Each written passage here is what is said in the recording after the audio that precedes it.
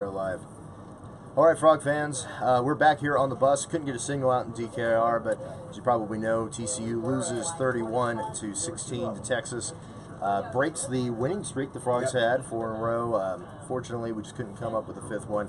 Shannon, you know, this team left a lot on the field, a lot of mistakes. Do you think that's because of the youthfulness of the team? I do. I believe because we're just not there yet. We're young, and it showed tonight. After 4 games in the season, you really saw a breakdown tonight. The defense played well at times, but the offense was, I think they went 3 and out. A lot. I had to count there for a second, but a lot. 4 turnovers. Exactly. Yeah. Leaving your defense out there too long, and at some point the dam broke, and we just couldn't stop it. So, you know, listen, it'll get fixed, but tonight, you know, just a bad night all the way around for TCU football. Yeah, it really was. The defense, for the most part, kept the team in it until, again, like you said, the dam broke.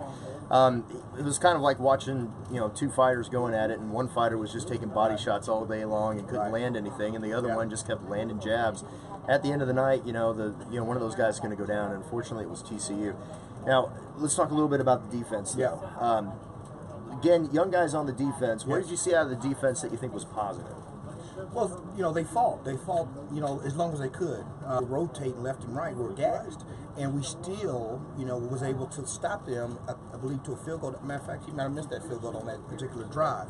So therefore, you saw guts, you saw fight, you saw want to, but at some point, they're human. They get tired, and that's what happened tonight. It was just too much for them to handle. Yeah, it did look like the defense kind of ran out of gas there towards the end of the game. What do you make of this? Is going to be a controversial call for the rest of the week. Gary Patterson punting on a 4th and 5.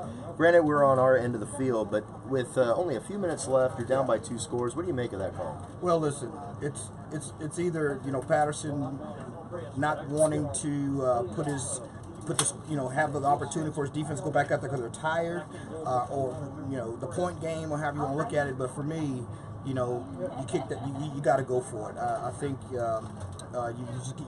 you fight to the end, and I'm not saying he gave up, but his own reasons are his own. But to me, with 2 minutes left in the game, you show fight, you go ahead, you go. It's 4th and 4, you got to go for it. Do you think that was more of a message to his players? Could have been.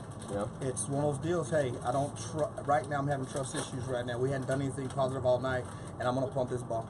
Right.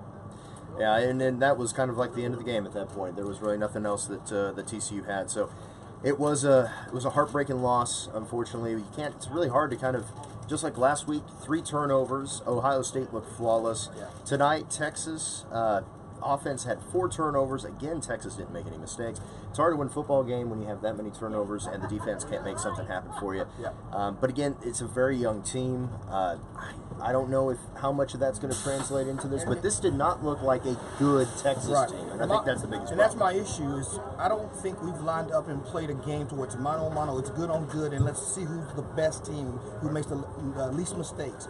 We've made so many mistakes. We had 4 turnovers last week, I believe, for two for touchdown. Same thing tonight.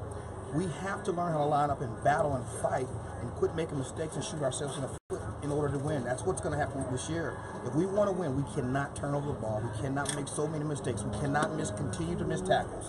This is the 2nd week we've missed tackles. Yeah, now I want to, for some of you who may have been listening to other podcasts, Shannon was quoted as saying that TCU has, what was it, quote, a tackling problem. Now, just to give you a heads up, that was just a comment that he made in the press box offhand about the Ohio State game. Right. But we saw it again tonight. We saw it again tonight. So for the 2nd week, we've had tackling problems. Not all the first 3 games down defense we're accustomed to. Until that happens, it's going to be nights like this, guys, and we're not going to be satisfied with that. Yeah, I agree. No one's going to be happy. Yeah, it reminds me a lot of the 2013 team. Yes. Another young team, another team that was trying to find its identity, a lot of really great skill players, a lot of real good talent on that particular team, especially we saw it in the 2014 season. They just have to find a way to win. They have to find a way to come together and be able to overcome games like this. Well, with that, Shannon, heartbreaking loss for the Frogs, but 31-16. It's hard to swallow. 1 touchdown for the offense. It is hard to swallow. But and you said it, 1 touchdown for the offense. Yep. I mean, and we'll recap a lot more of this on Monday night. A lot to say on Monday night with numbers and stats. and to give you guys a better picture of where we stand as a team today. Yeah. And numbers don't lie, guys. So. Yeah, well, I mean, through the first half, it was a pretty even match. Yeah.